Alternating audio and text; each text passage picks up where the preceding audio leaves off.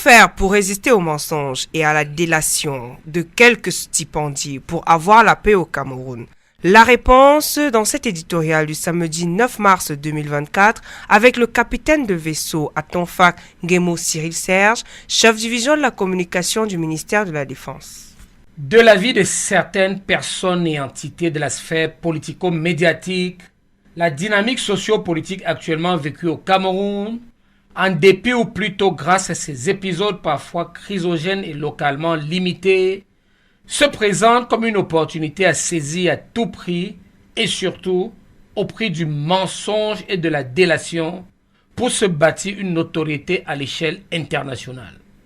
Dans les rangs de cette engeance en mal de réputation, se recrutent des journalistes de tous les rangs et grades, dont les papiers de minable consistance sont plus un ramassis de mièvres affabulations que de véritables comptes rendus de faits recoupés et attestés. Dans cet agrégat de mal intentionnés se comptent également des experts et spécialistes locaux ou étrangers, tous désormais diplômés ex-Cameroun.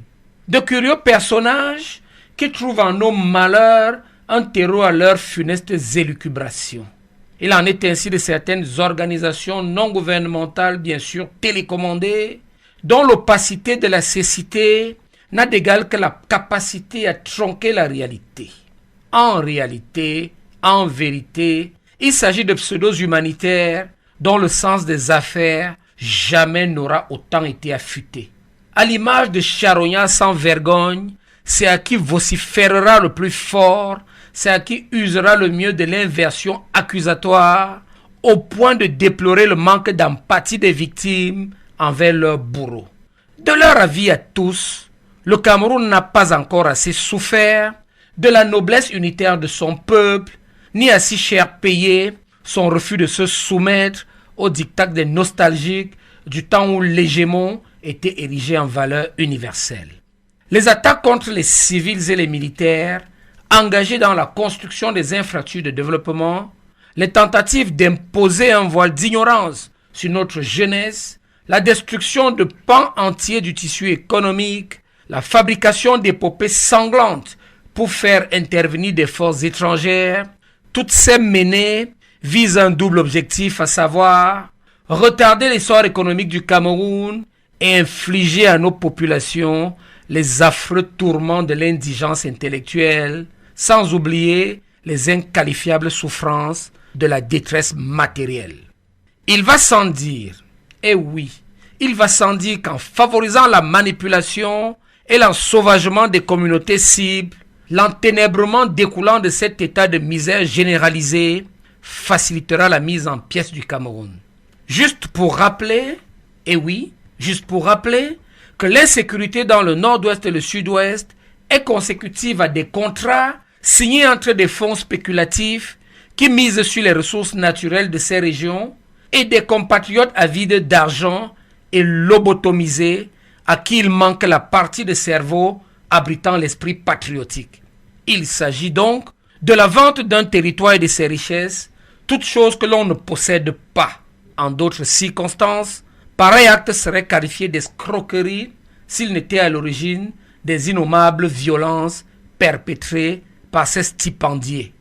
Notons cependant qu'au fur et à mesure que se précisent les contours de ce bal de prédateurs désormais démasqués, les populations des 10 régions administratives du Cameroun, unies et solidaires, unies et plus que jamais solidaires, rejettent en bloc l'anathème de l'asservissement. À samedi prochain. The English version of our today's editorial with Lieutenant Emmanuel Tata Uloa, the head of the Communications Cell in the Communication Division of the Ministry of Defense. Peace in Cameroon, going beyond resisting the lies and false accusations of a few mercenaries.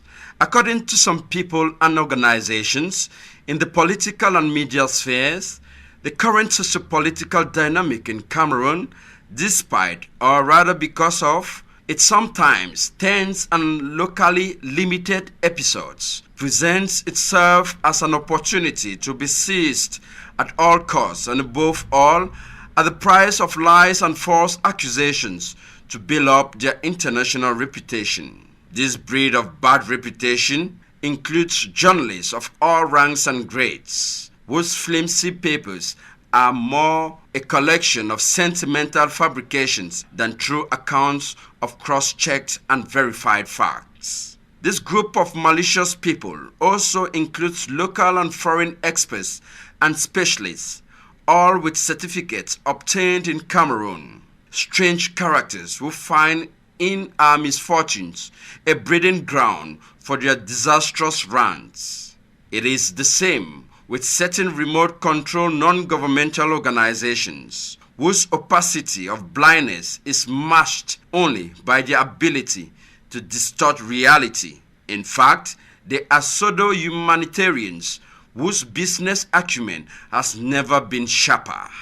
Like shameless scavengers, it's a case of who can shout the loudest, who can make the best counter-accusations, to the point of deploring the victims' lack of empathy towards their tormentors. In their view, Cameroon has not yet suffered enough for the noble unity of its people, nor paid dearly enough for its refusal to submit to the dictates of those nostalgic for the days when hegemony was a universal value.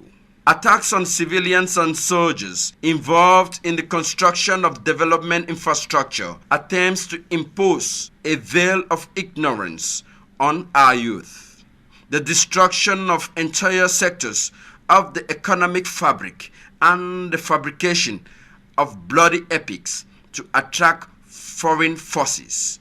All these activities have a double objective: to retard Cameroon's economic development and to inflict on our people the terrible agony of intellectual poverty, not to mention the unspeakable suffering of material deprivation. Undoubtedly, the darkness resulting from this state of widespread misery will facilitate the disintegration of Cameroon by encouraging the manipulation and enslavement of the targeted communities. Just to remind you, the insecurity in the northwest and southwest regions is the result of contracts signed between speculative funds betting on the natural resources of these regions and money-hungry, brainwashed compatriots who lack the part of the brain that houses the spirit of patriotism. So, it's a question of selling off a territory and its wealth, everything that does not belong to you. In other circumstances, such an act will be tantamount to fraud, were it not for the unspeakable violence perpetrated by these mercenaries. It should be noted, however, that as the game of these predators, now unmasked, is increasingly exposed, the people of the 10 administrative regions of Cameroon, united in solidarity, are unanimously rejecting the anathema of enslavement. Have a blessed weekend.